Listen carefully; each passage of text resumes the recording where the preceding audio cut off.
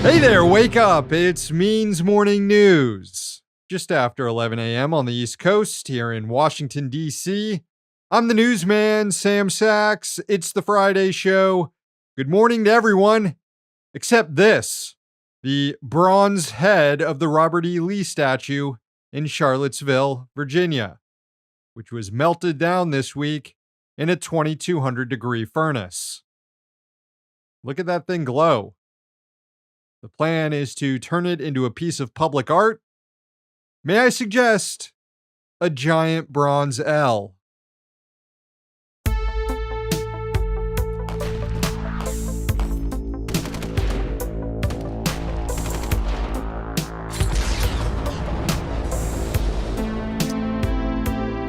And we begin in Gaza, where the death toll from constant Israeli bombing has now topped 7,000. With more people expected to die in the coming days as a result of the 2.5-week-long siege that has cut off food, water, medical supplies, and fuel to Palestinians. In direct response to President Joe Biden's claims that the civilian death toll coming out of Gaza can't be trusted because of Hamas, the Enclave's Ministry of Health released a list of 6,747 people that have been killed during the IDF's campaign so far. The list included not just names, but ages, gender, and identification numbers. And the list included more than 2,600 children. Also, there were an additional 281 people killed, according to the ministry, whose bodies have not been identified yet. But instead of walking back its genocide denial, the White House on Thursday doubled down on it. Here was National Security Council spokesperson John Kirby. The president yesterday, John, said he has no confidence in the death toll numbers presented by the Palestinians in Gaza.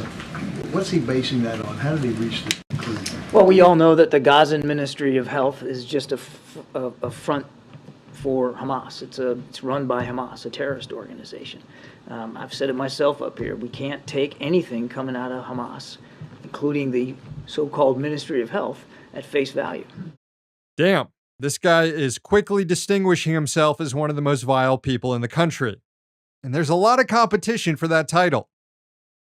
Anyway, this is a new line from the U.S. government, which has previously relied on the numbers coming out of the Gaza Ministry of Health, finding the data to be credible.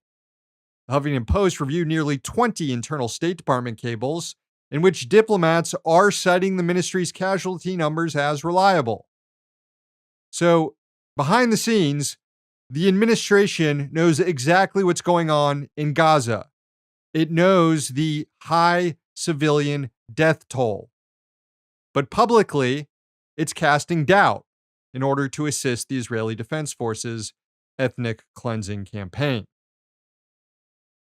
Meanwhile, down Pennsylvania Avenue in the U.S. Capitol, lawmakers are losing their fucking minds. In the House, Rep. Marjorie Taylor Greene filed a wildly Islamophobic resolution to censure Congresswoman Rashida Tlaib, the only Palestinian American in Congress. Greene accused Tlaib of, quote, anti-Semitic activity, sympathizing with terrorist organizations, and leading an insurrection at the United States Capitol complex. Ma'am, turn on your monitor. All of this is coming from a lady who said that wildfires in California are caused by Jewish space lasers and who cheered on the January 6 rioters. Obviously, none of Greene's accusations against Tlaib are true. They're just outright lies. And Tlaib responded with a statement reading, quote, Marjorie Taylor Greene's unhinged resolution is deeply Islamophobic and attacks peaceful Jewish anti-war advocates. I am proud to stand in solidarity with Jewish peace advocates calling for a ceasefire and an end to the violence. I will not be bullied, I will not be dehumanized, and I will not be silenced. The House will likely vote on the censure resolution next week, and you can expect some Democrats who've taken in tons of money from Israeli lobbying groups like AIPAC to join with fascists like Greene to smear Tlaib. A pathetic party. But somehow it's even worse on the Senate side. On Thursday, not a single senator rose to object to a resolution that claimed pro-Palestinian campus protests were anti-Semitic, even though many of those demonstrations were organized and attended by Jews. The resolution was introduced by Senator Josh Hawley. It was passed by voice vote with no objections. It, quote, denounces the rhetoric of anti-Israel pro-Hamas student groups as anti-Semitic, repugnant, and morally contemptible for sympathizing with genocidal violence against the state of Israel and risking the physical safety of Jewish Americans in the United States. Hawley has also called on the Department of Justice to investigate these student groups, which, again, involve many Jewish-led organizations. This is straight-up neo-McCarthyism, a nationwide crackdown on any dissent toward the Biden administration's support of ethnic cleansing in Gaza. And it just got endorsed by everyone in the United States Senate, including one Bernard Sanders, who, by the way, still has not shown the courage to join with House progressives to call for a ceasefire in Gaza. Might be time to retire, Bernie.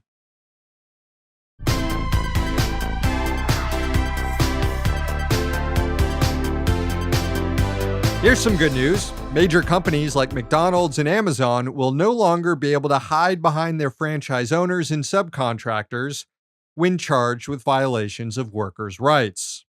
The Department of Labor finalized a new rule which stipulates that a company that exercises direct or indirect control over terms and conditions of employment will be considered a joint employer and thus liable to penalties for labor abuses and subject to collective bargaining should workers unionize. This mostly applies to companies like McDonald's that have franchise relationships with businesses across the country and staffing companies that hire workers. You see this a lot in manufacturing and construction. It also could shake up labor relations at Amazon, which relies on subcontractors to manage its delivery network. The new rule reverts labor law back to where it was when a similar regulation was finalized under the Obama administration. Former President Trump's Labor Department repealed it, though, in 2020 and set a much higher bar for a company to be considered a joint employer. And that worked out pretty well for McDonald's because when franchise owners violated their employees' rights, McDonald's corporate wasn't held responsible. And if workers at a McDonald's franchise ever unionized, McDonald's corporate would not be obligated to bargain with them. Under this new rule, though, it would. The business lobby is obviously pissed about this. The National Restaurant Association claimed the rule will create chaos in the restaurant industry.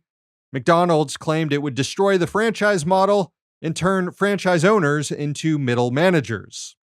To which I say, there are fewer things I care less about than the plight of McDonald's franchise owners. Anyway, the regulation is scheduled to take effect on December 26th. That is, unless a conservative judge somewhere strikes it down by acting like the dang Grinch.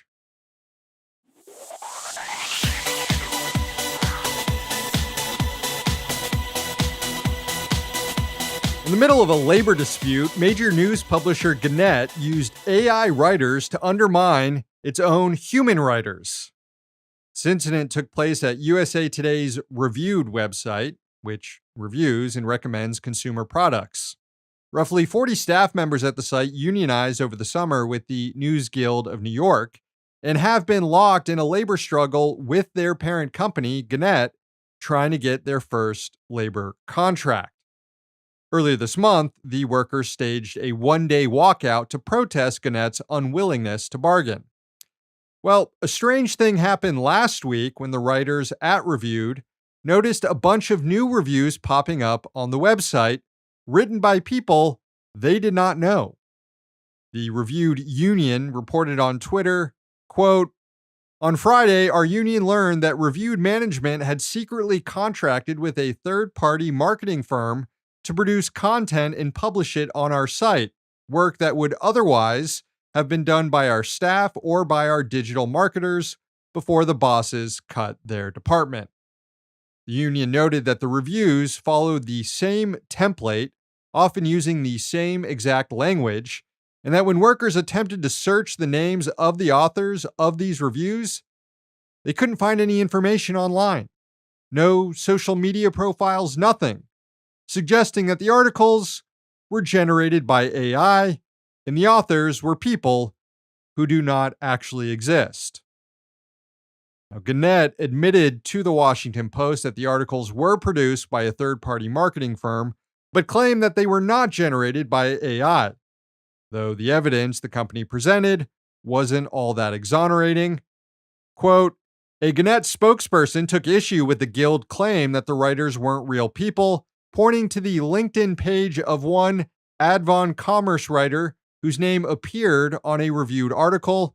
At the top of his account, that writer touted his experience in polishing AI generative text. Okay, so maybe one of the authors is real, but they were definitely using AI to write the review. Third-party posts have since been taken down for not meeting the site's editorial standards. Not sure if Gannett just assumed no one would notice this, or if it did and didn't care because it's ultimately trying to reduce labor costs by replacing humans with glorified chatbots. The union said, quote, we know that left to its own devices, Gannett will put profit over workers' rights or journalistic integrity, so we're organized to fight back against this attack on unions and the public trust. If AI increases productivity, we demand a fair share, not threats to our jobs. If workers don't win this struggle against AI, then the internet is going to get a lot crummier over the next few years.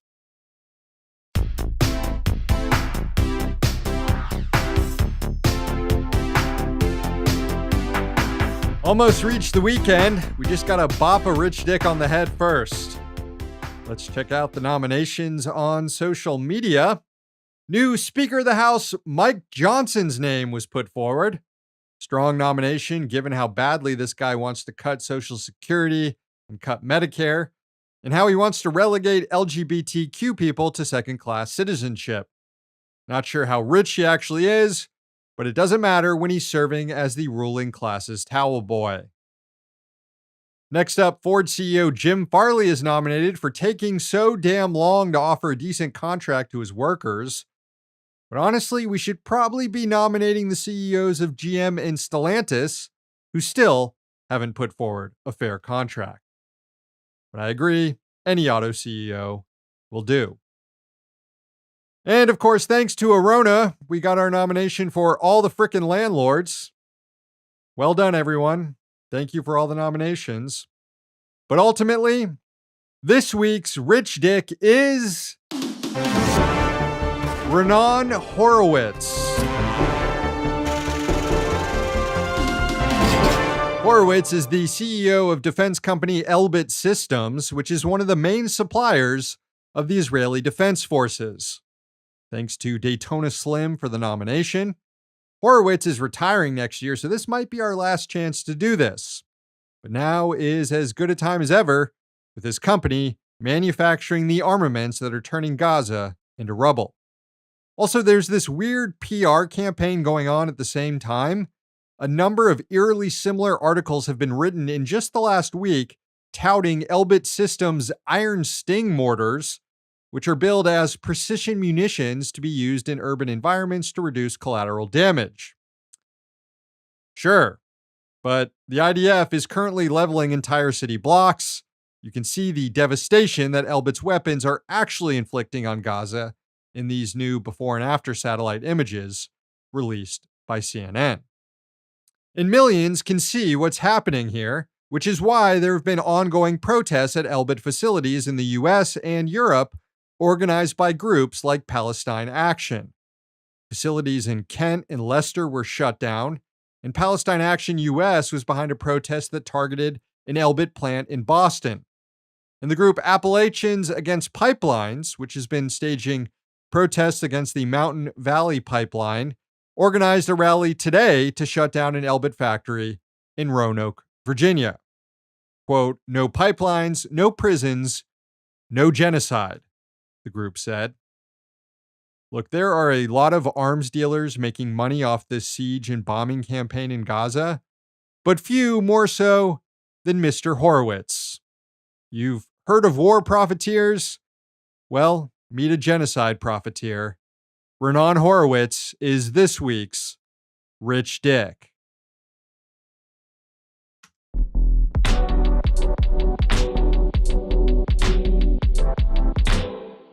All right, friends, the show ends this morning with a sunrise from California. It was sent in by Monty in Pacoima. Enjoy.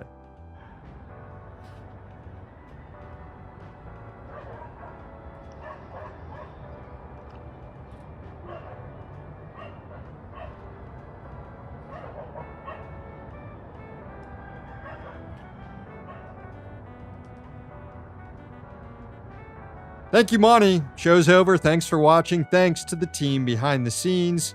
Please sign up for Means TV if you haven't yet, and subscribe to our YouTube and podcast channels. One day, capitalism will fall. Until then, we'll be right here. See you next week.